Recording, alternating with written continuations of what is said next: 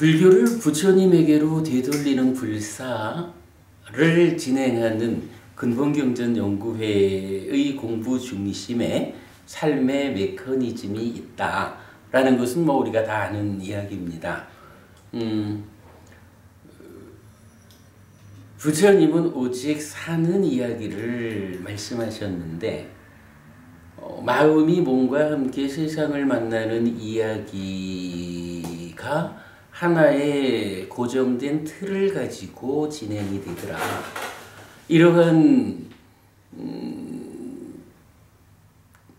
틀 위에서 전개되는 삶의 이야기, 그 가운데 어느 자리에 어떤 문제가 있을 때 괴로움이 생겨나는 것일까? 사실은 삶이 전개되는 요 틀에 대해서 우리가 삶의 메커니즘이라는 이름을 붙인 거죠. 그야말로 마음이 몸과 함께 세상을 만나는 이야기의 전개 과정입니다. 그럴 때에 이러한 메커니즘 위에 어느 자리에 어떤 문제가 있을 때 그러한 삶의 결과로 괴로움이 생길까?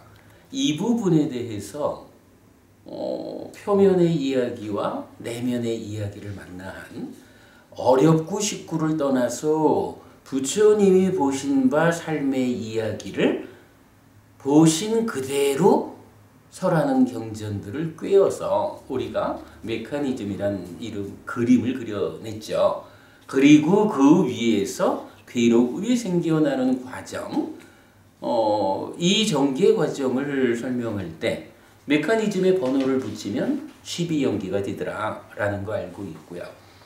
같은 맥락으로 그렇다면 그렇게 괴로움을 생겨나게 하는 문제의 자리, 그 문제점을 어떻게 대응할 때 괴로움이 해소될까? 요거 팔정도죠. 그래서 삶의 메커니즘이라는 하나의 틀 위에서 괴로움이 생겨나게 하는 측면으로의 설명이 12연기고 괴로움을 소멸하는 그 과정 실천으로의 접근이 팔정도다. 그랬을 때 괴로움이라는 것이 있고 괴로움이 소멸하는 상태가 있다. 요거 고진멸도 사성제인 거죠. 이래서 우리가 알기로 마음이 몸과 함께 세상을 만나는 이 이야기의 틀, 삶의 메커니즘이 불교 교리, 부처님 가르침의 몸통이 된다. 그래서 이 메커니즘을 구명하고 메커니즘 위에서 경전을 재해석하는 일, 이것이 바로 부처님 가르침의 진정을 드러내는 일이고 불교를 부처님에게로 되돌리는 불사다. 이런 이해를 가지고 우리가 공부를 해나가고 있습니다. 꽤 여러 해 전부터 삶의 메커니즘이라는 이름으로 구명하는 작업을 해오고 있는데 이제 그래도 제법 많은 만큼이 구명이 되었죠. 2018년도에 새로이 현재 수준으로 삶의 메커니즘을 설명하는 특강이 지금 진행 중이죠. 자, 그 가운데 메커니즘 가장 간략하게 말하면 삶은 인식과 행위다. 행위를 찬다라는 것이 그대로 들쳐오고 인식에 전달하고 인식을 닦아라고 하는 내면의 가공 과정이 가공을 통해서 행위에 전달한다. 인식과 행위, 그 전달 과정 이렇게 설명이 되고 있고요. 그것이 한 단계 더 상세함을 갖게 되면 어떻게 되나요? 바로 그러니까 행위를 인식에 전달하는 찬달을 중심으로 하는 하나의 순환 고리가 발견이 되죠. 그런가 하면 행위의 결과로 식이 머물고 상이 잠재한다라는 부처님 말씀에 의해서 머문 식이 이전의 삶의 과정을 통해서 누적된 그 식에 더해지는, 그래서 누적 상태를 바꾸는, 그리고 명색이 함께 참여하는 이런 삶의 누적 과정이 설명되는 측면에서 또 하나의 순환고리가 발견되는데, 큰 순환고리, 우리 이렇게 말하고 있죠. 그런가 하면 마찬가지 상이 잠재한다라는 거, 잠재하는 상이 하나의 경향성으로 우리 삶의 질을 결정하는, 이 측면에서 잠재된 것들의 순환 과정도 보여주죠. 이래서 찬다를 중심에 둔 작은 순환고리가 있고, 머문 식에 의한 누적된 삶의 변화라고 하는 큰 순환고리가 있고, 잠재된 상에 의해서 삶의 질이 결정되는 이러한 상과 관련한 잠재 순환고리, 세 가지 순환고리가 있다. 요것이 사실은 이 몸과 함께하는 한평생의 삶을 설명하는 거죠. 그러다가 몸이 죽으면 이렇게 삶의 과정을 누적하면서 변화하는 식의 무더기가 새로운 몸을 만나서 다음 몸과 함께 이런 세 개의 순환고리로 구성되는 삶의 과정을 반복하는 것, 다음 생이 되는 거죠. 그 과정을 태어남이라고 하고, 그럴 때 삶의 이야기는 세 개의 순환고리로 구성된 이 몸과 하는 한평생 이야기에 대한 해석에서 새로운 몸과 함께 다음 생을 살아가는 윤회의 영역까지로 확장이 되는 거죠. 뭐 이럴 때 이제 여기에 각각이 번호를 붙여주면 12연기 이렇게 설명이 되었던 거죠. 자, 지금 우리가 어떤 요즘 하는 메커니즘 공부의 진도는 어디 있나요? 그 세 가지 순환고리 중에 잠재 순환고리에 대해서 사실은 삶의 질을 결정하는 것으로의 상과 관련한, 상이 병들었다라고 할 때 번뇌라고 부르고, 몸통으로는 잠재 성향이 같은 것으로 이렇게 이해하는 거죠. 바로 이러한 잠재 순환고리가 어찌 보면 참 메커니즘을 해석하는 데 있어서 가장 어려운 영역이기도 하고, 그래서 2018년 판 삶의 메커니즘 특강에서는 잠재한다, 잠재라는 용어가 사용되는 경전들을 전체적으로 좀 보아서 잠재와 관련한 확실한 알을 마련하자 해서 잠재가 포함된 경전 영내에 공부하는 중이죠. 그래서 이제 대략 14개의 경전이 발견되었는데, 그 중에서 마치마니까야 44번 교리문답의 작은 경을 잠재의 용례의 하나로 공부하는 중이죠. 그런데 사실은 이 교리문답의 작은 경이 잠재에 대한 이야기도 포함하고 있지만 그 앞에 참 여러 가지로 교리적으로 중요한 주제들을 담고 있죠. 그래서 조금 그 잠재순환고리라는 특강의 영역은 넘어서지만 그러니까 교리문답의 작은 경은 전체를 다 보고 가야겠다라는 것 때문에 앞에 벌써 4번의 수업을 진행해 왔죠. 자, 오늘은 교리문답의 작은 경, 아마도 오늘로써 마무리를 할 수 있지 않을까 싶어요. 그야말로 교리문답의 작은 경의 가장 뒷부분에 나타나는 잠재순환고리에 적용되는 경전의 영역 공부를 하도록 하겠습니다. 정리해보니까 제법 기네. 자, 교리문답의 작은 경 8페이지로 보겠습니다.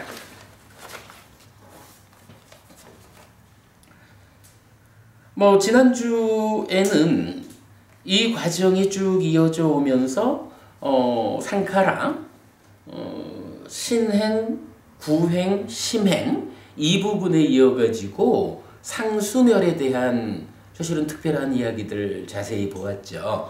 자, 오늘은 8페이지 제일 아래쪽에부터 시작이 됩니다. 제일 아래쪽에 보면 스님 몇 가지 경험 수가 있습니까? 이렇게 나타납니다. 상수멸에서 상과 수가 멸한 상태에 대한 언급이 있었던 거죠.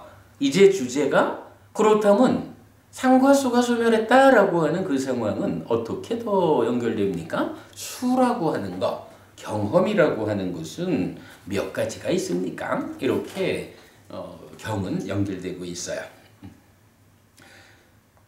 도반위삭하여 이런 세 가지 경험이 있습니다.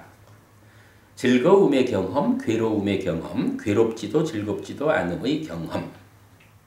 락고 불고불락 세 가지 느낌이 있다. 세 가지 느낌의 경험. 이렇게 되죠. 그러면 스님, 무엇이 즐거움의 경험이고 무엇이 괴로움의 경험이고 무엇이 괴롭지도 즐겁지도 않음의 경험입니까? 도반위삭하여 몸에 속한 것이거나 심에 속한 것인 즐거움과 편안함. 이것이 즐거움의 경험입니다. 도반위삭하여 몸에 속한 것이거나 심에 속한 것인 괴로움과 불편함. 이것이 괴로움의 경험입니다. 도반위삭하여 몸에 속한 것이거나 심에 속한 것인 편안함도 아니고 불편함도 아닌 것. 이것이 괴롭지도 즐겁지도 않음의 경험입니다. 자, 여기 보면 요 내용은 우리 얼마 전에 삼매, 사마타, 평정, 선에 대한 특강을 하면서 평정에 대한 이해를 위해서 느낌에 대한 5가지 기능을 공부한 적이 있죠. 그때 공부한 내용하고 좀 유사하게 나타났죠. 그 내용, 자, 오늘 드린 교재 중에 한 그림 표 한 장이 있습니다. 박보님, 그 뒤에 거. 예, 여기에서 보면 제가 이제 가끔씩 느낌이라는 이 주제가 참 좀 이해하기 어렵습니다. 얘기를 많이 하는데 먼저 공부했던 기능상류따, 즉 48번 상류따의 36번 분석형 1번하고 37번 분석형 2번 이 알려주는 내용하고 이제 맞지마니까야 44번 교리문답의 작은 기형이 알려주는 내용이 뭐 전체적으로 내용이 그게 어긋나는 거는 아닌데 상세한 표현의 차이. 그때 저 박보부님 한번 질문하셨던 거 있죠. 그러니까 몸에 속한 거, 마음에 속한 거, 그거와는 또 별개로 촉에 의한 수. 요런 부분에 대해서 우리가 토론한 적도 있었잖아요. 이제 그런 부분에서 이제 좀 표현의 차이가 좀 한 가지 나타나기는 하는데, 그래도 뭐 전반적으로, 촉에 의해서 생겨나는 수라는 것도 따지면 몸의 영역이냐, 마음의 영역이냐, 이 안에 포괄되는 그런 측면으로 이해를 하면, 경전 3가지가 알려주는 것이 이렇게 뭐 내용상으로 어긋나는 것 같지는 않습니다. 근데 이제 이게 표현이 늘 좀 그죠? 이 인도말, 우리말로 이해하는 일이 쉽지 않아서 조금 좀 어려운 것 같아서 표를 만들어 드렸습니다. 이렇게 참고하시면 되겠고요. 일단 하여간 경에서는 즐거움의 경험, 괴로움의 경험, 괴롭지도 즐겁지도 않음의 경험에 대해서는 이렇게 몸에 속한 경험과 마음에 속한 경험 두 영역으로 설명을 해서 락고 불고불락이라는 것과 락고 희우사 5가지 그 느낌의 기능이라는 것을 연결해 가지고 설명하고 있다. 방금 보여드린 표를 참고하자. 이렇게 말씀드리고 넘어가겠습니다. 자, 그 다음에 그러면 스님, 즐거움의 경험은 어떤 즐거움과 어떤 괴로움이 있습니까? 괴로움의 경험은 어떤 즐거움과 어떤 괴로움이 있습니까? 괴롭지도 즐겁지도 않음의 경험은 어떤 즐거움과 어떤 괴로움이 있습니까? 이게 뭐 앞의 내용하고 어떻게 다를까? 정말 자세히 들여다보지 않고는 구분이 좀 어려운 그런 부분인데 아무튼 이렇게 말하는 겁니다. 즐거움의 경험, 락이라는 곳이 있는데 이 락에는 어떤 즐거움, 어떤 괴로움 이렇게 표현을 하는 거예요. 수카 어떤 것이 있습니까? 이렇게 말을 하거든요. 자, 그래 이제 밑에 보면 도반 위사카요. 즐거움의 경험은 유지되면 즐거움이고 어쨌든 락이라는 거, 즐겁다라는 이거는 좋은 거잖아요. 이 좋은 상태가 유지돼주면, 지속돼주면 좋은 거죠. 우리가 그래서 메커니즘적으로 무명 위에 탐이 설명될 때 어떻게 되나요? 원래는 이 락, 즐거운 느낌이라는 것이 지속되는 게 아니잖아요. 무상한 거지. 근데 이게 상라가정이라는 무명루의 참여 때문에 어떻게 해요? 이거 지속되는 거요? 라고 잘못된 알미 생겨나는 게 무명이죠. 무상한 즐거움을 항상한 거요? 지속되는 거요? 이렇게 잘못 알고는 지속되는 줄 알고 붙잡는 거. 요거 탐이라는 거죠. 잘못 알고 붙잡기 때문에 괴로움이 생긴다. 이렇게 말하는 거죠. 그런 개념으로 연결돼서 보면 자, 즐거움이라는 것은 유지되면 이거는 즐거움이라는 거야.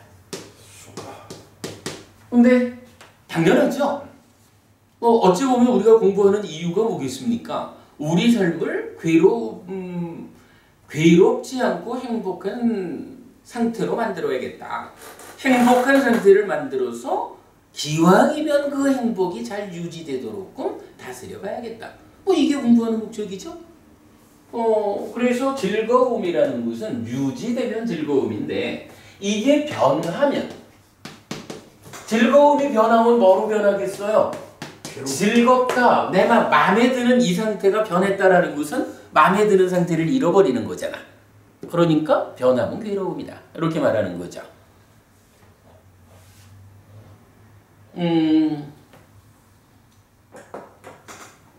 그래서 이제 앞에서 질문하기를 즐거움의 경험이라는 이 한 가지에는 어떤 즐거움, 어떤 괴로움이 있습니까?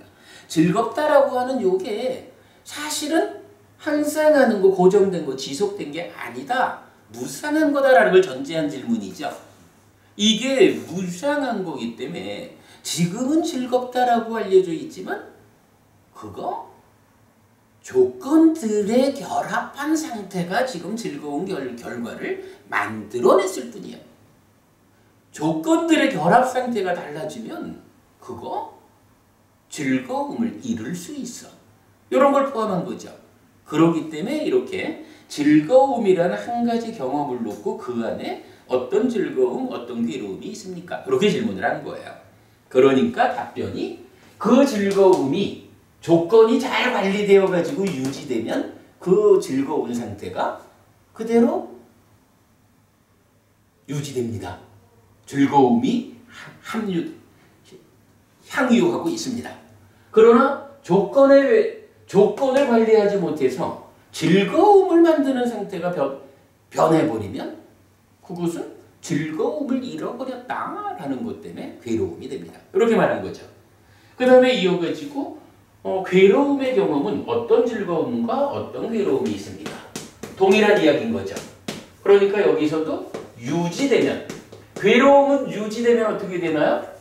괴로움을 만드는 조건 상태가 그대로 지속되니까 그대로 괴로운 상태가 유지되는 거죠. 그러나 괴로움을 만드는 조건들의 변화에 의하면 어쨌든 괴로운 상태를 잃어버렸다라는 것은 이게 즐거움이다, 행복이다. 사실은 이게 뭐예요? 괴로움의 상태가 변화되어서 행복해지는 거. 이거를 교리용어로 하면 뭐라고 할까요? 이게 고멸이지 뭐.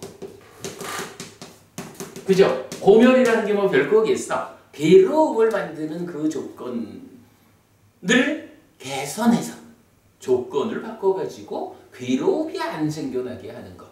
근데 지금 이 얘기가 딱 그건 거예요.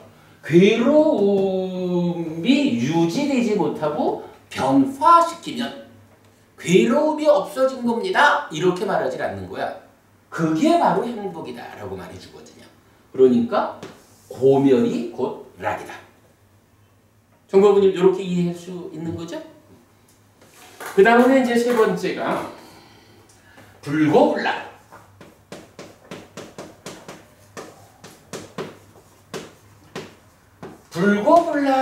불고불락에서도 동일한 질문을 했죠. 괴롭지도 즐겁지도 않음의 경험은 어떤 즐거움과 어떤 괴로움이 있습니까? 그래 정부님 요거는 질문이 좀 이상하죠. 불고불락인데 어떻게 거기에 어떤 고 어떤 락을 말할까? 근데 경전은 뭐라고 답을 해주냐 하면 알면 즐거움이고 유지가 아니라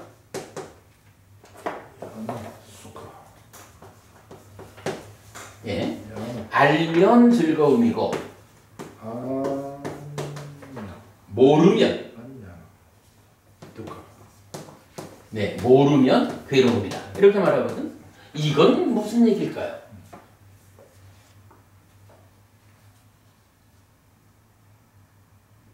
여기서 안다 모른다라는 건 무슨 얘기지? 이게 내 안에 불고불락의 느낌이 생겨났다. 내가 지금 불고불락의 느낌을 경험하고 있다. 요렇게 하는 거, 모르는 거, 그 얘기. 라고 보면 박보부님 그렇게 보면 되나? 안 되나? 안 된다고 보고 싶어요. 요거 이런 이야기로 봅시다. 사실은 내 안에 불고불락의 느낌이 있다 없다 라고 우리말로는 안다라고 하지만 그거는 사실은 내 안에 내가 지금 경험하고 있는 이 느낌이 불고불락의 느낌이다라고 분별하는 개념이 될 거야. 인식하다. 근데 이제 여기서 이 안다 모른다 여기서 어떻게 쓰였나요? 냐나 수카이겠죠. 냐나 이 알미라고 여기서는 이렇게 보아야 됩니다. 불고불락이라는 이것의 실상이 뭐냐? 불고불락의 느낌이 일단 경험되고 있어. 그럴 때에 이 느낌은 실상이라는 거 뭐죠? 무상고부와 부정이잖아.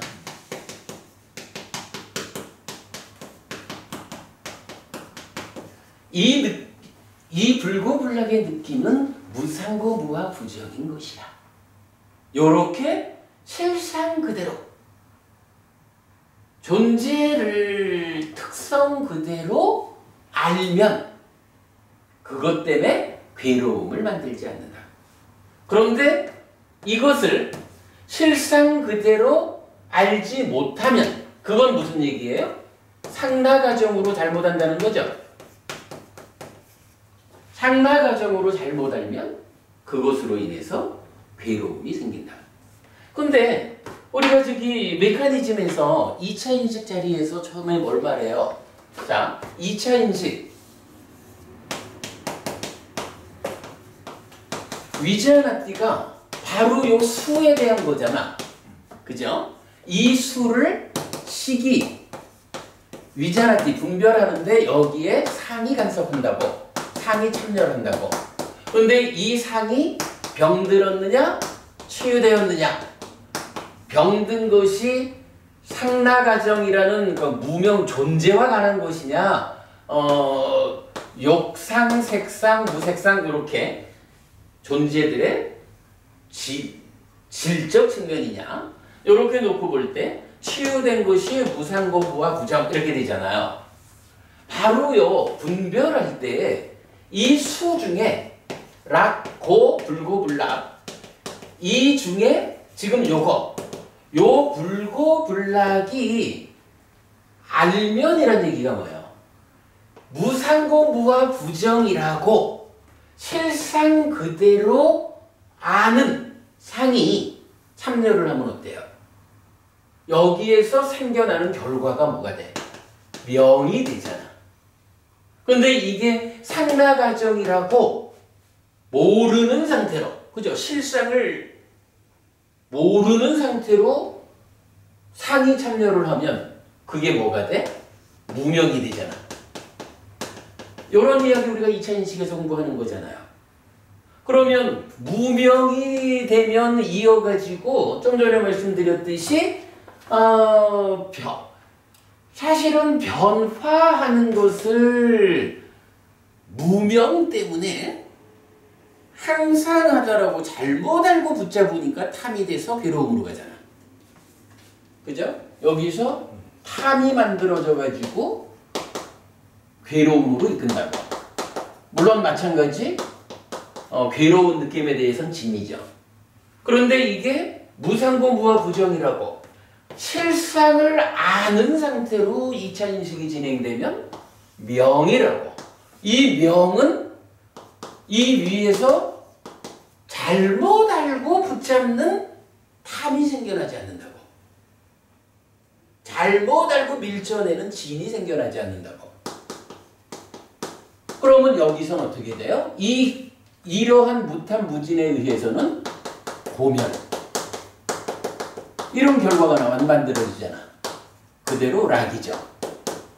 이런 2차 인식에 대한 이해를 가지고 보면 불고불락이라는 이 느낌, 이 경험은 요거 알면이라는 건 내 안에 불고불락의 느낌이 경험되고 있어! 요렇게 발견한다는 개념 아닌 거예요. 요것이 무상고 무화 부정이라고 그 실상을 알고 분별하면 명이고 무탐무진이어서 락이 되는 거죠.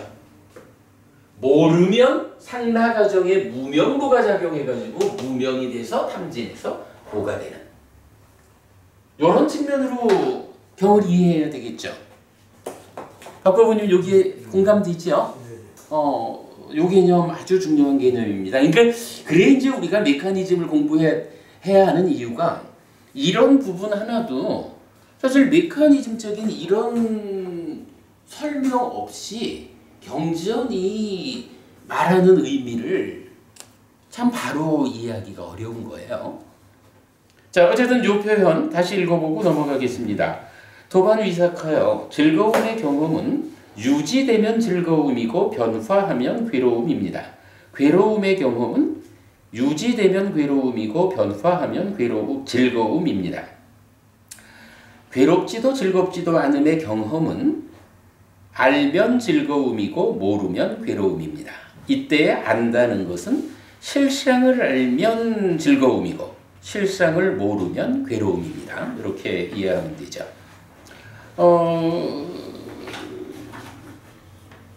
요게 이제 조금 있으면 경의 뒷부분에서 나오는데요. 요로 뒷부분에서는 어떤 이야기를 하냐 하면 락은 무엇과 대응하느냐라고 하면 고와 대응한다. 고는 무엇과 대응하느냐? 락과 대응한다. 이렇게 말하거든요. 그러면서 괴롭지도 즐겁지도 않은 불고불락은 무엇과 대응하느냐? 요거 무엇과 대응할까? 경은 여기서 무명과 대응한다. 이렇게 말을 해줘요. 이거 같은 이야기로 가야 되겠죠. 락과 고라고 하는 것은 탐과 진, 이 영역에서 문제니까 탐진, 무탐무진 이 관계로 고와 락의 대응이고 불고불락이라는 것은 이렇게 무명일까 명일까 이 것과의 대응 관계 이렇게 설명해 주는 것을 볼 수 있어요. 자, 넘어갑니다.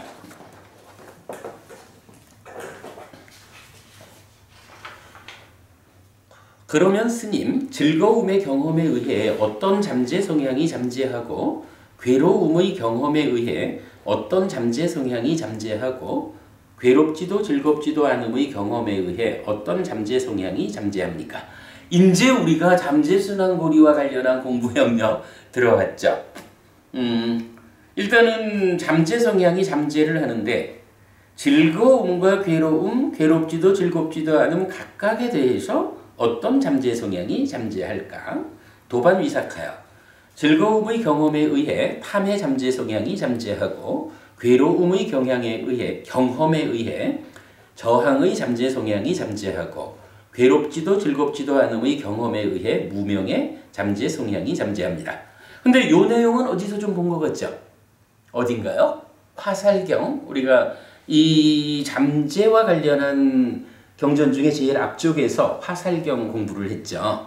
화살경에서 어떤 과정을 거쳐가지고 즐거움의 경험에서 탐의 잠재 성향이 잠재하고 괴로움의 경험에서 저항의 잠재 성향이 잠재하고 괴롭지도 즐겁지도 않음의 경험에서 무명의 잠재 성향이 잠재하는지 잘 설명되어 있죠. 그거 뭐 지난 수업 참고하기로 하고 일단 요 결과만 다시 보면서 넘어갑니다.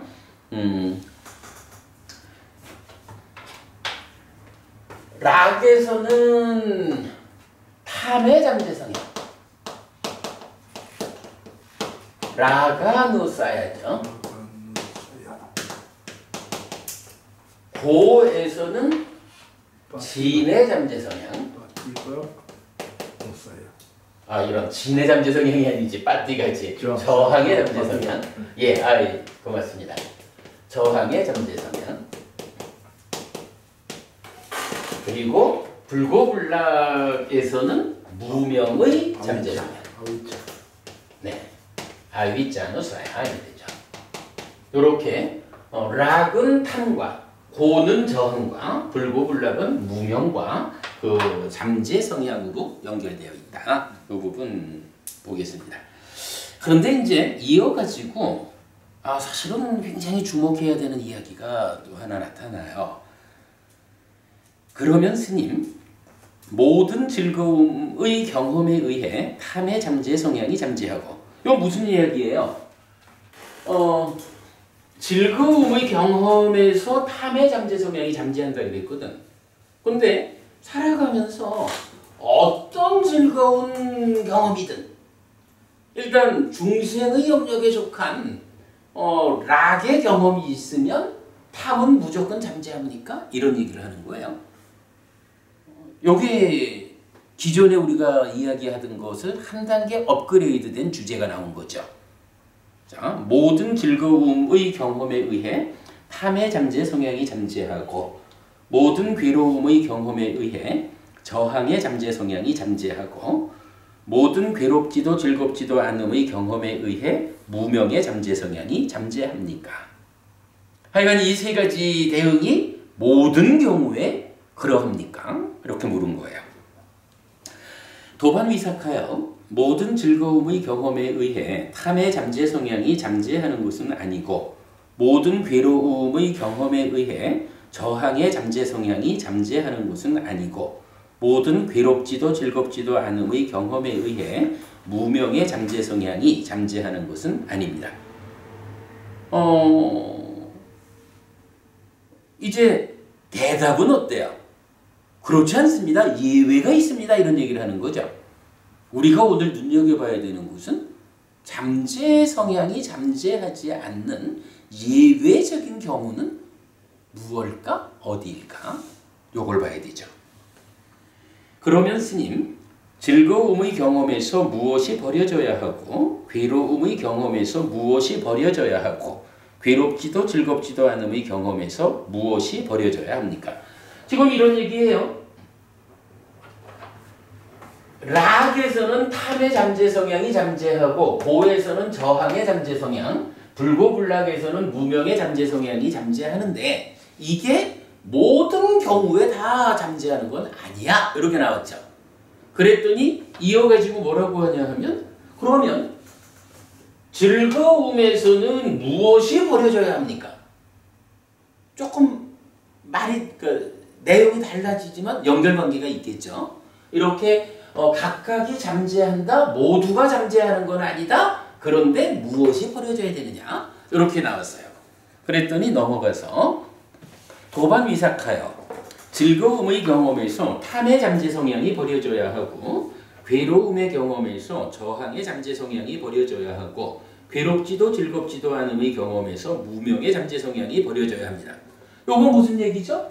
결국은 탐과 저항과 무명이라는 이 세 가지 잠재 성향이 삶에서는 무엇을 결과맺어요? 요 세 가지 잠재 성향. 그 세 가지 잠재 성향이라는 게 사실은 번뇌고 사계 병든 거죠. 이것 때문에 결국은 무명과 탐진이 생겨서 괴로움이 생기잖아. 그러니까 이 세 가지 잠재 성향이라는 것은 삶의 과정에서 어떻게 작용하는 것이냐? 괴로움을 만드는 것으로 작용한다고. 괴로움을 생겨나게 하는 원인, 이러면 고집성제, 가래 이렇게 되는 거죠. 근데 사실은 이게 바로 가래를 형성하는 조건들인 거죠. 그래서 요 세 가지가 다 괴로움을 만드는 거라고요. 그러기 때문에 일반적으로 어떤 현상적으로 말하면 락고 불고 불락에는 이런 세 가지 잠재 성향이 잠재하는 것이다. 그런데 그런 현상 위에서 우리가 수행을 하자, 삶을 향상하자 이렇게 말한다면 이 세 가지 경험에서 무엇을 버리자고 하는 것일까? 이렇게 지금 질문하는 거죠. 그러니까 뭐 그대로지 뭐. 괴로움을 만드는 것으로의 탐의 잠재 성향이 요거 버려져야 하는 거라고. 당연하죠. 요거 버려져야 하는 거거든. 그래야 버려지는 만큼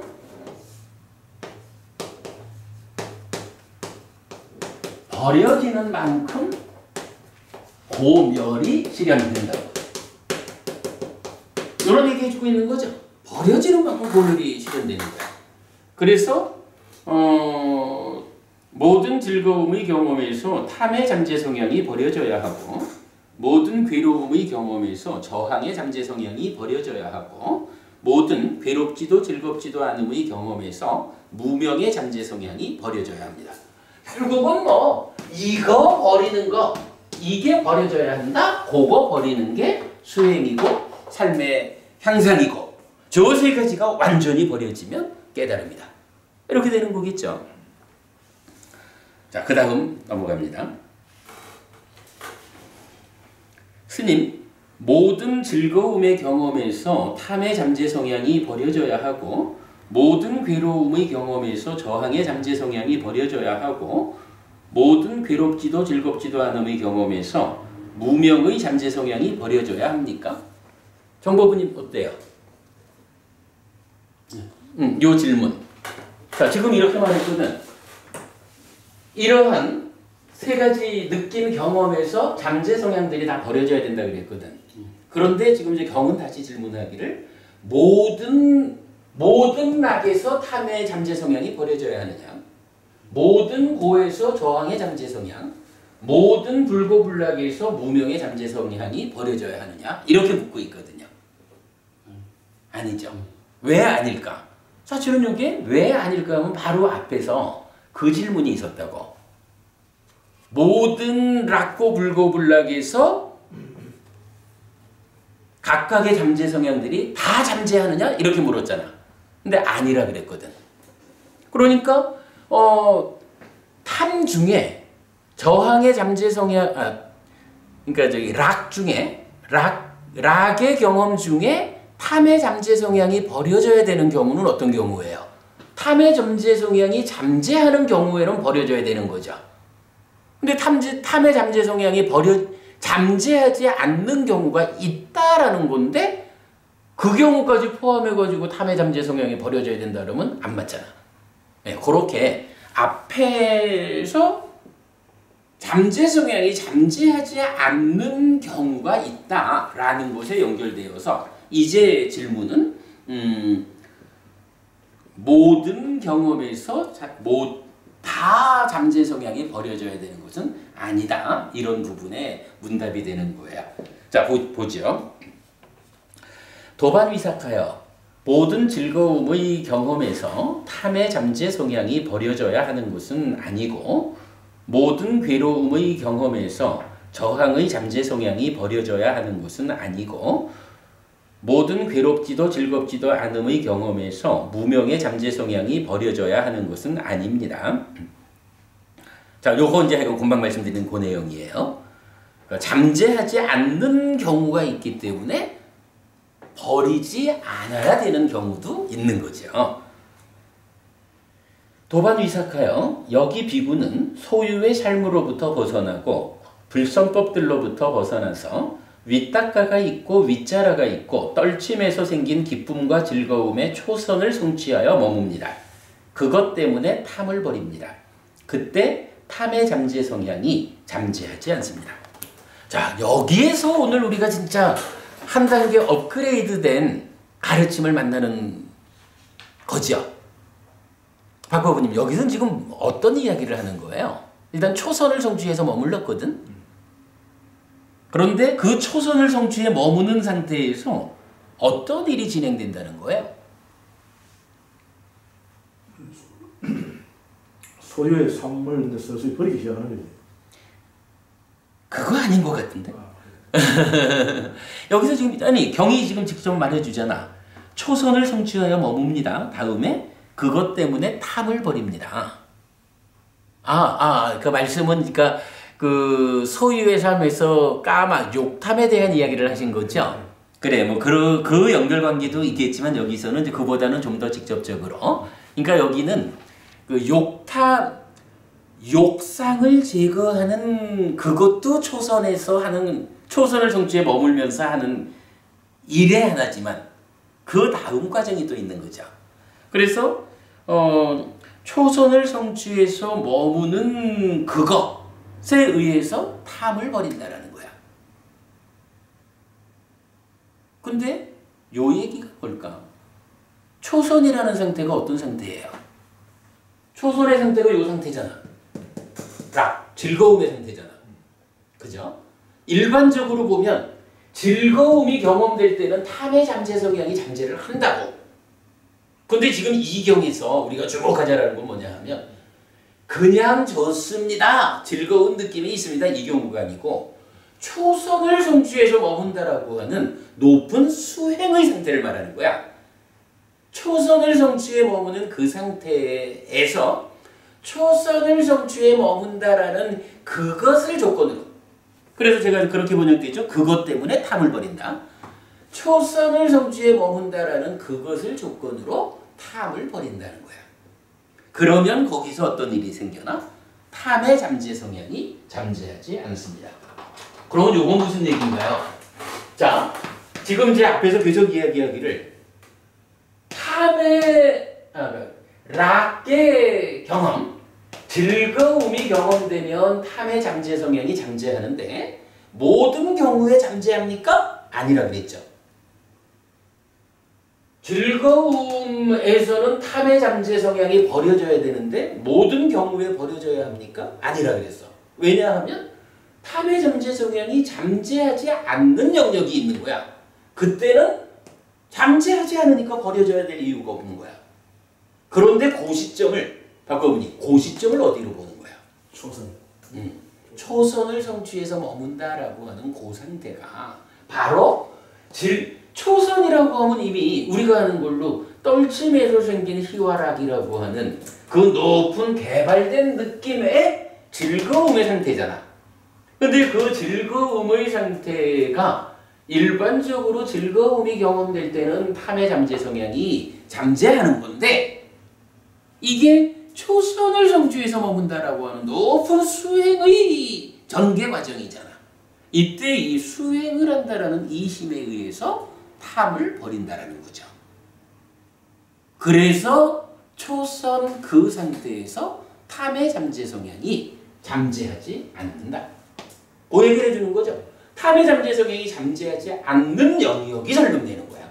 초선을 성취해서 머무는 그 어느 때. 그러면 그때라는 건 뭐야? 바로 지금 앞에서 모든 즐거움의 경험에서 탐의 잠재 성향이 버려져야 합니까? 라고 물으니까 아닙니다 라는 얘기를 한 거죠. 왜? 초선을 성취해서 머무는 그때에는 이제 더 이상 탐의 잠재 성향이 잠재하지 않는 상황이 되기 때문에 버려져야 할 것이 없습니다. 요 얘기죠. 아까 보니 요 얘기 명확한 해석이죠. 그런데 이게 그렇다고 초선을 성취해서 머문다 라는 부분, 초선을 성취했더니만은 떨집에서 생긴 희화락이라는 개발된 느낌이 경험되고 있어. 좋아. 요렇게 앉아있으면 탐이 버려지고 탐의 잠재 성향이 잠재하지 않게 되나요? 그거 아니죠. 그것 때문에 사실은 지난 수요일 날 우리가 삼매, 사마타, 평정, 선에 대한 특강의 마지막 수업에서 요 이야기를 했어요. 오늘 드린 교재죠.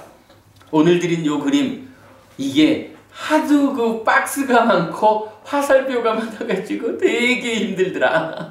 그래도 그렸거든요. 지금 요 이야기가 뭡니까? 제일 밑에 쪽에 보면 사념처에 의해서 초선을 가잖아요. 그러면 초선을 성취해서 머문다라는 건 뭐죠? 초선을 성취하면 초선만큼의 법이 드러나는 거죠. 그러면 그 드러난 법에 대해서 법의 윗바사나해서 여실직연하고, 여실직연했기 때문에 딱가 안으로 들어가서 여모 이탐 소멸, 초선만큼 단계 지어진 영역에서의 사념처의 완성, 그리고 그만큼 단계 지어진 사마타 윗바사나에 의해 가지고 이탐 소멸, 요렇게 된 상태를 뭐라고 불러요? 그 단계 지어진 만큼이지만 해탈된 상태라고 부르잖아. 그 단계 지어진 만큼의 열반이라고 부르죠. 요 그림이 우리가 지난 수요일 수업한 그 내용 총체적으로 담고 있거든요. 그러면 지금 여기서 말하는 건 뭐예요? 초선을 성취해서 머문다라는 게 초선을 성취했더니 되게 좋다 이러고 앉아있는 게 아니에요. 바로 이 과정, 성취해서 머문다라고 하는 34번 선상요따가 말하는 11단계의 과정, 그죠? 삼매의 능숙에서부터 증득의 능숙, 안정의 능숙, 내지 유익함의 능숙까지 그 11단계의 과정이 전개되는 게 수행 지도식으로 그리면 이렇게 된 거죠. 그래서 초선만큼의 해탈 열반이 실현된 거라고.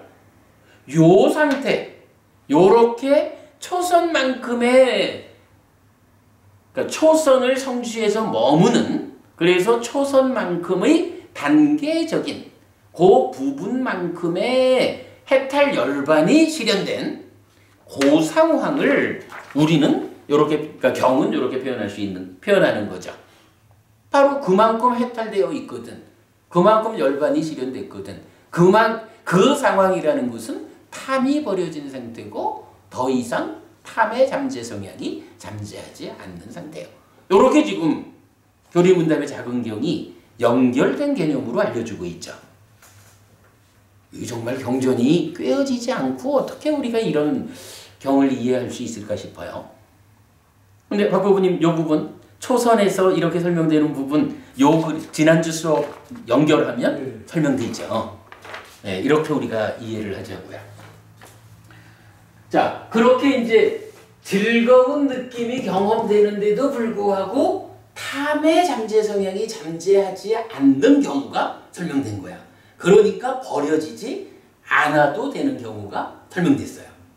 자, 그리고 나면 이제 두 번 이어서는 이 아주 재밌는 표현이 나와요. 도반위삭하여 여기 비구는 이렇게 숙고합니다. 성자들이 지금 성취에 머무는 그 경지를 나는 언제 성취하여 머물 것인가 라고, 이렇게 최상의 해탈에 대한 갈망을 확고히 할 때 갈망의 조건을 원인으로 고뇌가 일어납니다. 요거 무슨 얘기인가요? 초선을 성취해서 머무는, 그래서 탐이 버려지고 탐의 잠재 성향도 잠재하지 않는 그 높은 상황에 갔는데, 그러나 그것이 완성이 아니죠. 정보분이 우리 분명히 불교 본연의 공부 영역은 이게 뭐 비상비비상처까지 무색기로 올라가는 이거 아니죠. 그건 오직 토대만 삼는 거죠. 불교 본연의 공부 영역은 그런 토대를 딛고서 어떻게 하는 거예요? 해탈된 삶으로 벗어남의 과정이 진행되는 거죠. 그런데 이제 여기서는 초선을 성취해서 머무는 이 수행자 입장에서는 와, 내가 초선을 성취했다. 그래서 초선에 왔기 때문에 성취해서 머물기 때문에 탐이 버려졌고, 탐의 잠재 성향이 잠재하지 않게 되었다. 그러나 내가 바라보는 우리 선배들, 저 성자들, 사상팔배의 성자들을 보면 그분들은 어떤 거예요? 그분들은 벗어남의 영역으로 들어가 있는 거죠. 단지 내 거야! 라고 붙잡는 탐의 문제를 넘어서 가지고 그야말로 아트만 아니요, 무상고 무아부지영이요 라고 무명의 단계적 해소, 이 과정으로 들어가 있는 존재의 문제를 해소하는 그 영역에 있는 성자들을 보는 거잖아요. 그분들을 보면서 이런 생각을 한다는 거야. 지금 저분들이 머무는 그 경지를 나는 언제 성취해서 머물 것인가? 라고. 그러니까 이것이 뭐냐 하면 이렇게 최상의 해탈에 대한 갈망을 확고히 할 때 갈망의 조건을 원인으로 고뇌가 일어납니다. 여기서 고뇌라는 건 뭐예요? 5가지 기능 중에 마음에 속한 불편인 거죠. 그러니까 이렇게 이런 그 한 단계 나아간 탐의 잠재 성향이 잠재하지 않는 그 상태에서 괴로움을 일으킨다는 거죠. 괴로움인데 이게 기능식으로 보면 몸에 속하는 것과 심에 속하는 것으로 이렇게 나뉘잖아요. 근데 여기서는 내가 저 성자와 같은 경지를 가고 싶다. 왜 나는 못 갈까? 이런 측면에서 일으키는 것이 몸과 관련한 괴로움을 일으키진 않겠죠. 그러니까 마음에 속한 불만족, 고뇌가 일어난다. 이거죠. 그럼 그 얘기를 지금 해주는 거예요. 그러나 어쨌든 이것도 락고 불고불락의 입장에서 보면은 괴로움이라고. 이렇게 이제 고뇌가 일어났어요. 괴로움이 일어났어요. 그랬더니 이제 앞에서 질문이 뭐냐 하면 모든 괴로움의 경험에서 저항의 잠재 성향이 버려져야 합니까? 이렇게 물은 거잖아. 그치? 괴로움이라는 이 경험에서 모든 경우에 저항의 잠재 성향이 버려져야 합니까? 이랬는데 이제 지금 여기서는 이런 과정에서 보니까 몸의 괴로움은 이제 언급될 필요 없고 이제 나는 언제나 깨달을까? 라는 이런 마음의 불만족, 이런 괴로움이 있다고. 이런 괴로움도 저항의 잠재 성향을 불러올 텐데 이제 그 다음엔 어떻게 돼요? 그것 때문에 저항을 벌입니다. 바로 이런 내가 저 성자와 같은 깨달음으로 나아가야겠다. 나는 언제나 거길 갈까? 이렇게 마음의 불만족 상황을 일으키면서 만족을 추구하는 사람이 이게 괴로운 느낌에 닿았을 때 작용하는 싫어! 라고 밀쳐내는 이런 저항의 잠재 성향을 그러니 그것 때문에 저항을 벌입니다. 저항하지 않는다는 거죠. 어떤 상황에 대해서 저항하지 않게 되니까 그 저항하지 않게 되는 그것 때문에 저항의 잠재 성향이 잠재하지 않습니다. 이렇게 말하는 거죠. 그러면 저항의 잠재 성향은 언제 잠재하지 않게 되는 거예요? 요거는 탐의 잠재 성향이 잠재하지 않는 초선을 성취해서 머무는 것과 같은 토대인 거죠. 그죠? 초선을 성취해서 머무는 그만큼의 단계 지어진 해탈 열반의 상황에서 탐의 잠재 성향이 잠재하지 않으니까 이어가지고 요것 가지고는 안 된다. 나는 언제나 성자, 저분들 성자처럼 될까? 그런 불만족이 일어났기 때문에 저항을 버려서 저항의 잠재 성향이 잠재하지 않는 거야. 요거는 마찬가지 같은 초선을 성취해서 머무는 그러한 단계 지어진 해탈 열반의 상황. 이렇게 이해를 하면 적절하겠죠. 예. 그 다음에 이제 하나 남은 게 뭐냐 하면 괴롭지도 즐겁지도 않은 경험도 모든 경우에 무명의 잠재 성향이 버려져야 합니까? 요 질문이 남은 거죠. 근데 똑같은 맥락이겠죠. 도반위사카여 여기 비구는 즐거움의 버림과 괴로움의 버림으로부터 이미 만족과 불만들의 사라짐으로부터 괴로움도 없고 즐거움도 없는 평정과 청정한 사띠의 제4선을 성취하여 머뭅니다. 그것 때문에 무명을 버립니다. 그때 무명의 잠재 성향이 잠재하지 않습니다. 자, 이렇게 놓고 보면 탐의 잠재 성향과 저항의 잠재 성향은 초선이라고 하는 초선을 성취해 머문다. 초선만큼 단계지어진 해탈열반의 상황에서 두 가지 잠재 성향은 이제 더 이상 잠재하지 않게 된 거죠. 그러니까 버려져야 할 것도 없다 이 얘기거든요. 근데 이제 마지막 무명의 잠재 성향이라는 것은 언제 무명의 잠재 성향은 모든 경우에 잠재하느냐? 모든 경우에 버려져야 하느냐? 하니까 마찬가지 아니야. 저항의 잠재 성향 또한 잠재하지 않는 영역이 있어. 잠재하지 않는 영역에 도달하면 버려지지 않아도 돼. 왜? 잠재하지 않으니까. 요 얘기죠. 근데 그거를 지금 어디로 제시하고 있어요? 이게 그냥 쉽게 생각하면 두 가지가 초선이었으니까 제2선으로 나가면 좋을 것 같죠. 그런데 답은 뭐예요? 제4선으로 나오죠. 그러니까 제2선, 제3선은 그 중간 과정이고 일단 초선을 성취해 머무는 가운데 초선만큼의 단계에 지어진 해탈열반이라는 이런 성취 상태에서 탐의 잠재 성향과 진의 잠재 성향의 문제가 해소된다면 무명의 잠재 성향은 언제 잠재하지 않게 되고 그럼으로써 버려지지 않아도 되는 것일까? 라고 하는 그 자리를 제4선으로 잡은 거죠. 그래서 마찬가지 제4선 똑같은 이 그림에서 봐야겠죠.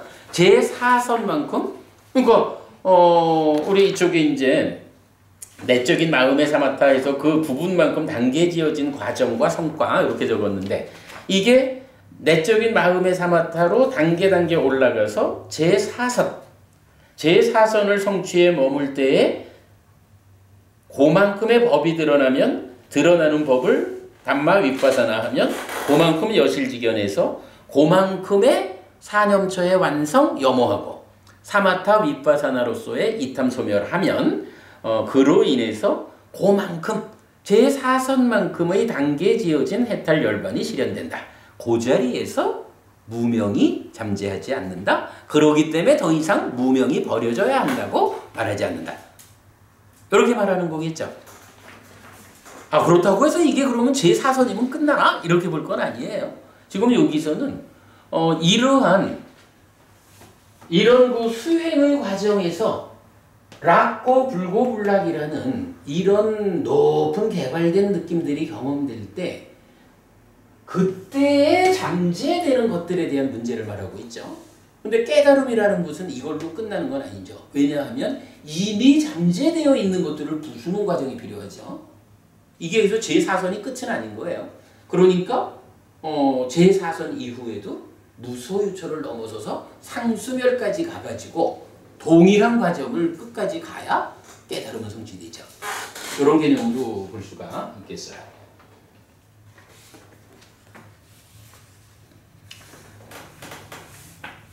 자, 가장 어려운 부분을 이렇게 좀 마친 것 같아요. 자, 그 다음에 그러면 이제 12페이지 계속해서 좀 더 보겠습니다. 어쨌든 지금까지 공부한 거, 탐의 잠재 성향, 진의 잠재 성향, 어디에서 잠재하지 않게 되는지, 그래서 더 이상 버려지지 않아도 되는지, 무명의 잠재 성향, 어디에서 잠재되지 않는지, 요 개념 바꿔보니 우리 이런 개념은 딴 데서는 거의 못 본 내용이죠. 그리고 이런 거 진짜 우리가 이런 특강 없이 접근하면 참 좀 무슨 말인지 싶을 거예요. 굉장히 그 어려운 주제지만 하나 보았고요. 자, 이어가지고 보겠습니다. 그러면 스님, 즐거움의 경험에게 대응하는 것은 무엇입니까? 도반 위사카요. 즐거움의 경험에게 대응하는 것은 괴로움의 경험입니다. 그러면 스님, 괴로움의 경험에게 대응하는 것은 무엇입니까? 도반 위사카요. 괴로움의 경험에게 대응하는 것은 즐거움의 경험입니다. 그러면 스님, 괴롭지도 즐겁지도 않음의 경험에게 대응하는 것은 무엇입니까? 도반 위삭하여 괴롭지도 즐겁지도 않음의 경험에게 대응하는 것은 무명입니다. 그러면 스님, 무명에게 대응하는 것은 무엇입니까? 도반 위삭하여 무명에게 대응하는 것은 명입니다. 그러면 스님, 명에게 대응하는 것은 무엇입니까? 도반 위삭하여 명에게 대응하는 것은 해탈입니다. 그러면 스님, 해탈에게 대응하는 것은 무엇입니까? 도반 위삭하여 해탈에게 대응하는 것은 열반입니다. 그러면 스님, 열반에게 대응하는 것은 무엇입니까? 도반 위삭하여 질문을 넘어서 버렸습니다. 질문들의 끝을 잡는 것은 가능하지 않습니다. 도반 위삭하여 열반에 닿는 범행은 열반을 구원으로 하고 열반을 완성으로 하는 것입니다.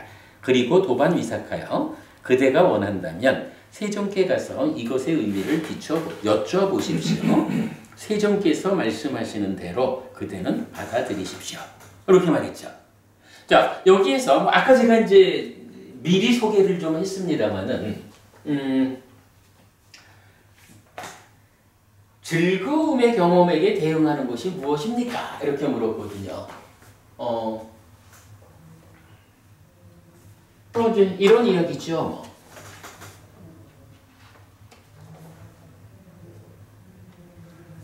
삶이라는 것이 결국은 뭐 그냥 대충 그렸지만 그 2차 인식의 과정에서 병든 상이 참여해가지고 무명과 탐진이 만들어지면 거기서 괴로움이 생겨나죠.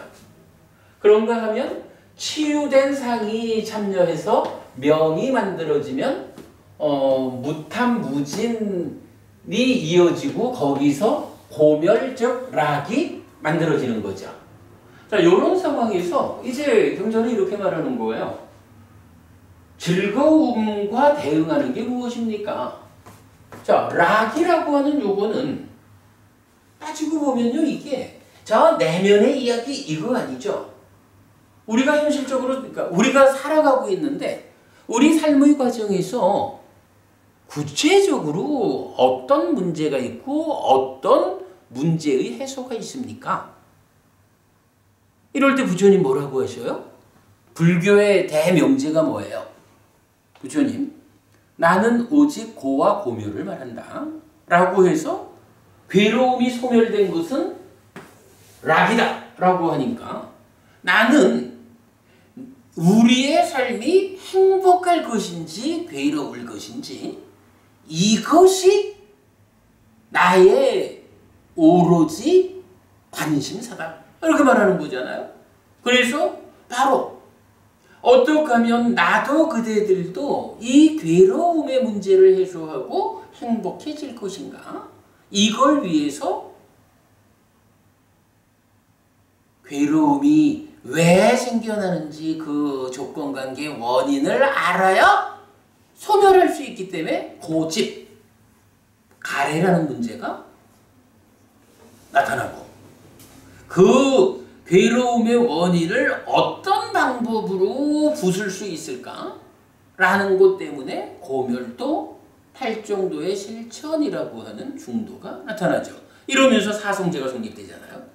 이렇게 이제 불교 교리가 형태를 취하니까 이제 이러한 삶의 그런 우리 삶의 뭐 현상적인 문제를 놓고 이렇게 말하는 거예요. 이런 즐거움이라는 것은 무엇과 대응하는 것이냐? 아, 즐거움은 고멸이어서 고와 대응하는 것이다. 어쨌든 즐겁자라는 이야기는 괴롭지 말자라는 거 그대로이다. 락은 고와 대응한다. 그리고는 역으로 그럼 고는 무엇과 대응하느냐? 그대로 고는 락과 대응한다. 이렇게 말하는 거죠. 그랬더니 느낌이라고 하는 것이 락고 불고불락 세 가지가 있으니까 그렇다면 락과 고라고 하는 이 드러남 이전에 불고불락이라고 하는 것도 있지 않느냐. 그 불고불락은 무엇과 대응하느냐 이렇게 된 거죠. 그랬더니 불고불락이라고 하는 이것은 달은 뭐 우리가 현재 경험하고 있는 즐거우냐 행복하냐 이것과 대응한다라고 부처님은 설명하지 않는 거죠. 이 불고불락이라는 것은 아까 여기서 이렇게 말했죠. 알면 락이고 모르면 고다 이랬잖아. 서로 대응하는 락, 고에 대한 이전에 알과, 그러니까 암과 모름이 있는 거야. 그 암과 모름이 무엇이냐 하면 존재의 실상에 대해서 알면 락이고 거기에 대응해서 모르면 대응하는 괴로움이다. 라고 하니까 이제 그렇다면 불고불락이라고 하는 이것은 무엇과 대응하는 것일까? 라고 하니 여기서 무명과 대응하는 것이다. 이렇게 대응관계를 말해주는 거죠. 그러니까 요거는 무명 위에 탐진 위에 고가 있고 대응하는 명 위에 무탐무진이 있고 락이 있고 요런 표면적 대응관계를 밑으로 끌어내린 거죠. 내면의 이야기로. 이렇게 끌어내린 상태에서 이제 부처님 그렇게 반만한다고 담마틴나 비구니 스님께서 이렇게 설명을 한 거죠. 괴롭지도 즐겁지도 않음의 경험은 무명과 대응하는 것입니다. 이렇게 설명을 했어요. 그러니까 요 전개 과정은 우리가 이건 잘 이해해야 됩니다. 표면적으로 고락의 문제가 이제 그 고락을 야기하는 저 내면의 문제 상황, 그 조건들의 상황으로 그러니까 주제를 내면으로 끌고 내려온 거예요. 요렇게 이해하는 거. 그러고는 그 다음에 그렇다면 불고불락과 대응하는 것이 무명이라면 그렇게 대응된 무명은 다시 무엇과 대응합니까?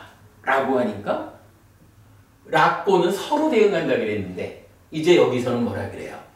불고불락에 대해서 모르는 것 때문에 괴로움을 만드는 무명이 대응했다면 이제 여기에 대응하는 것은 아는 것으로 해요.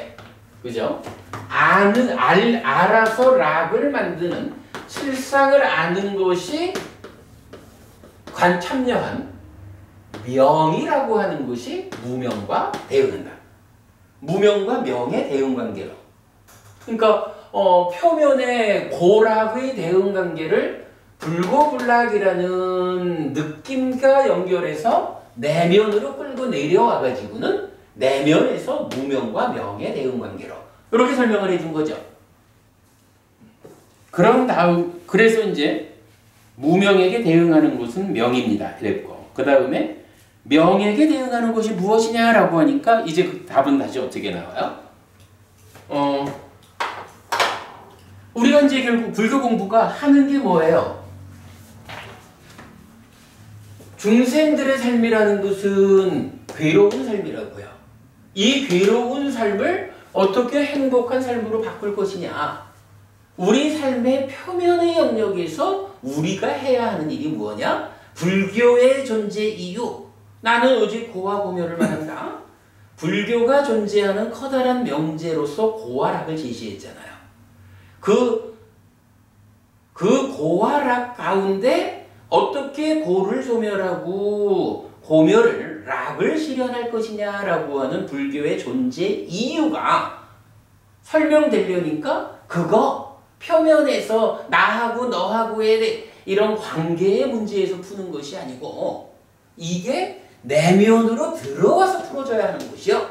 이래가지고 불고불락의 느낌과 관련한 무명의 대응으로 왔죠. 그리고 무명과 대응해서 명이라고 하는 이게 뭐예요? 괴로움을 만드는 무명을 부수고 고멸 행복을 만드는 명을 만들자. 요렇게 불교 공부가 어디로 진행돼야 되느냐. 요런 대응관계를 말해준 거죠. 이게 그냥 이거랑 저거랑 어떻다 이 개념이 아니고 결국은 고멸을 지향하는 해탈 열반을 실현하는 이러한 불교의 존재 이유를 괴로움이라는 거기에서부터 대응 관계로 진행해 나가는 이런 걸 보여주는 거죠. 자, 그러면 이제 이렇게 무명과 대응하는 명이 설명된 다음에 그럼 명이라는 곳에서 끝날 수는 없잖아요. 명이라는 것은 어쨌든 삶을 향상하는 이런 과정에서 우리가 야 드디어 2차 인식의 과정에서 무명이 생겨나지 않고 명이 생겨나는 향상에 도달했어. 그러나 거기에서 끝나는 게 아니죠. 우리 삶의 완성은 그렇게 표현되지 않으니까. 그렇다면 명은 무엇과 대응하느냐라고 하니까 이제 여기서 해탈이라고 하는, 해탈이라는 건 뭐예요? 해탈은 뭐 하는 기본적인 개념이 마음이 가래로, 마음이 오염되어서 가래가 되는 요 상황을 되돌려서 가래를 부수고 청정한 마음으로 돌아오는 요거를 해탈이라고 하는 거죠. 그러니까 명이라고 하는 요거는 바로 실상을 아는 상태로서의 명이 생겨나면 무탐무진 해서 무탐무진 무치의 상황이 됨으로써 마음이 해탈 상태를 만드는, 이렇게 좀 더 완성 쪽을 설명하는 해탈을 지지하면서 대응관계를 설명한 거죠. 그리고는 이렇게 해탈했다, 해탈이라는 요 상황은 그러면 마음이 해탈했다는 그것은 무엇일까? 라고 하니 이것은 바로 열반과 대응하는 것이다. 마음이 해탈했다라고 하는 이거는 열반을 실현했다라는 것으로 바로 해탈은 열반과 대응한다.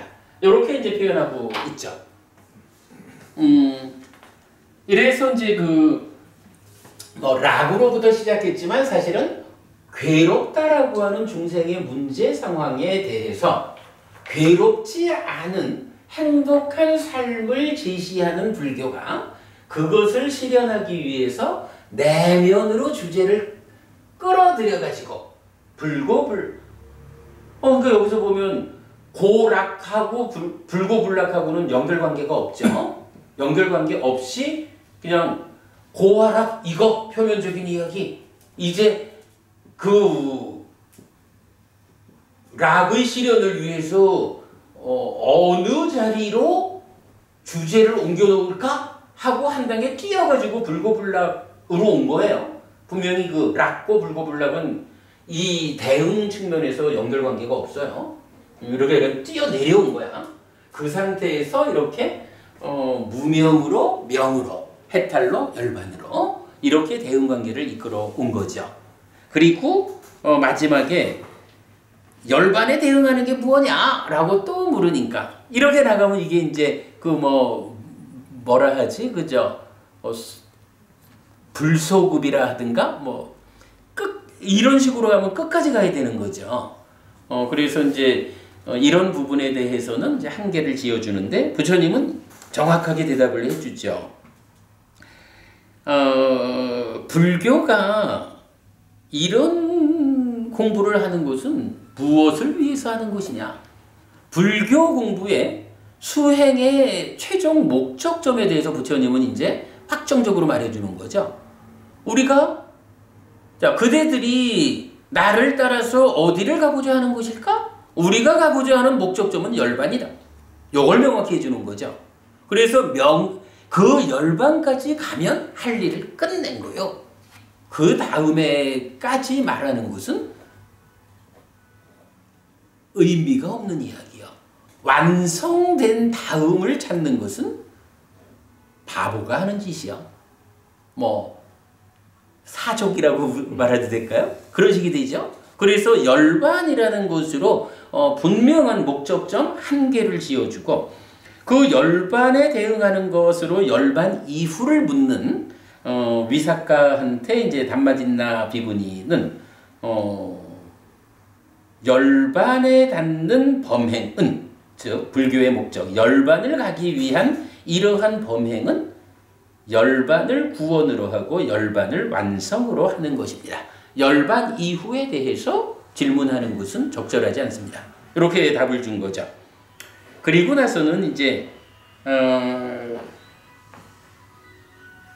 내가 지금 이렇게 말했는데 만약 그대가 이게 담마딘나 비구니 개인의 공부가 아닐까라고 의심이 된다면 부처님한테 가서 여쭤보시오. 이렇게 말한 거죠.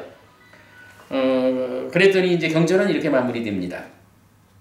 그러자 위사카 남신자는 담마딘나 비구니의 말을 즐거워하고 만족한 뒤에 자리에서 일어나 담마딘나 비구니에게 절하고 오른쪽으로 돈 뒤에 세존에게 다가갔다. 가서는 세존에게 절한 뒤 한곁에 앉았다. 한곁에 앉은 위사카 남신자는 담마딘나 비구니와 함께 나눈 우정의 대화를 그대로 모두 세존에게 말했다. 이렇게 말하자 세존은 위사카 남신자에게 이렇게 말했다. 위사카여, 담마딘나 비구니는 현자이다. 담마딘나 비구니는 큰 지혜를 가졌다. 위사카여, 만약 그대가 나에게 이것의 의미를 물었다 해도 나도 그것을 이렇게 말했을 것이다. 담마딘나 비구니가 말한 것이 그것의 의미이다. 그러니 그것을 이렇게 받아들여라 라고 하는 말로서 이게 이제 보통 말하는 부처님께서 증명하신 공부인 거죠. 세존은 이렇게 말했다. 위사카 남신자는 아주 기뻐서 세존의 말씀을 즐거워하였다라고 했어요.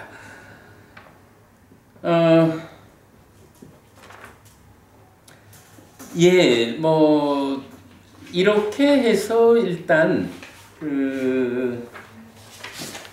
교리문답의 작은경 지금 우리가 5번째 시간이 될 거예요. 뭐 이건 그 잠재순환고리라는 주제를 조금 벗어나기는 했지만 워낙이 중요하고 그리고 또 전체적으로 보면 이게 커다란 흐름을 가지고 마지막 잠재까지로 연결된 거죠. 그래서 이제 우리가 다 봤어요. 교리문답의 작은경 꼭 잘 기억하도록 하시고요. 아무튼 뭐 오늘 아주 중요한 주제 잘 보았고